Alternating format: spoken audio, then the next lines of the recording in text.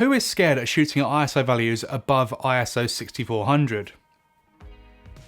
Anyone else? I mean, I know that some of you guys are, because every single person that I've spoken to normally stays around the sort of ISO 4000 to 6400 mark, no matter what camera brand they're using. Like, that is their absolute peak, the absolute max of what they'd actually push their ISO to. I mean, I used to be like that, but I'm not anymore. And to be honest, I think it's quite weird that everyone has this understanding of higher ISOs, meaning that your image is going to completely fall apart, you know, the sort of second you push it any higher than you're comfortable with. But in reality, that's not the case. And I actually shoot at quite high ISOs a lot of the time, and I get really pleasing results. Of course, the camera that I use is a Panasonic S5, and that's got absolutely fantastic low light capabilities because of the full frame sensor, and of course because it also has the dual native ISO function as well. So I'm actually shooting this at ISO 16000 in Vlog, and I've overexposed by 2 stops. And let me know what you think. Does it look clean? Is it distracting? How much noise there is? I've also worn a black jumper so you can see if there's any like little weird noise particles like jumping around. I'll stay still so you can actually see. Yeah, exactly. It looks absolutely fine, it's completely usable, and in this video I want to try and dispel this whole myth of higher ISO being a bad thing and something that you should not do when you are shooting video.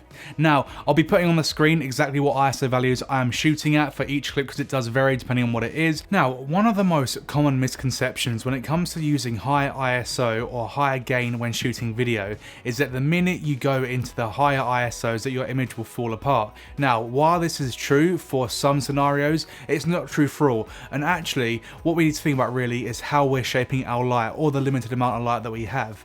So for example, right now this is being shot, like I said, at 16,000 ISO, but you're probably thinking to yourself, well, it's not really fair because, you know, you've still got a nice amount of light on your face, there's a backlight back there and stuff, so therefore it's not really a good example. But what I'm trying to do here is dispel this myth that higher ISO equals poor image.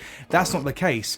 Bad light equals poor image. The key light that I'm using is dialed back to 1%, so it's giving off the least amount of light possible, and then I've just put a practical light, which is a lamp in the background, and I'm able to get this sort of shot at ISO 16000, and it's extremely rare that you will not be able to do this. As long as you have a phone torch or one of the little sort of aperture lights, etc., you can still make some really nice images when you shoot at higher ISOs, and that's the point that I'm trying to make, is that you should not be scared to use higher ISOs if you're able to control somewhat how much light your subject is getting. So the sequence that you're watching right now is my twin brother playing his guitar, and as you can see, it's been shot at some really high ISO values. And the image itself looks really nice, there's still a nice amount of contrast, there's barely any noise, and to be fair, you cannot tell that it's been shot at ISO values that are this high. Now, the reason that is because I've used the practical light around me to make the image what it is. Now, what I actually used to film that was just a little LED panel light here on a stand, and then of course the practical light in the background,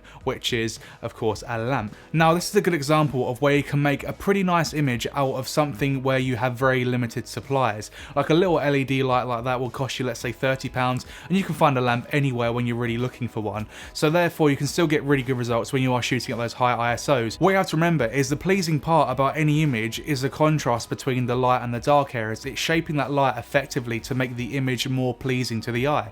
So just do that when you're shooting with high ISO. The rules do not change at all when you are using high ISO values. The point of the matter is that no matter what ISO you're shooting at, if there is no contrast and there's no shaping of light in your image, you're going to have a boring image, regardless if there's noise in the shadows or not. So please remember that, and please keep that in mind, because realistically, high ISO values can actually be utilized a lot in situations when maybe your lights aren't bright enough, or you just don't have that much light available. But as long as you're using that light in the best way possible, you can still get some really nice results without having loads of distracting noise, and while still maintaining a nice amount of contrast in your image. Anyway, I hope you guys found this video somewhat interesting, entertaining, or useful, and if you did, then please consider subscribing, because I do make a lot of content on the channel related to Lumix Panasonic cameras. So yeah, hopefully I shall see you in the next one.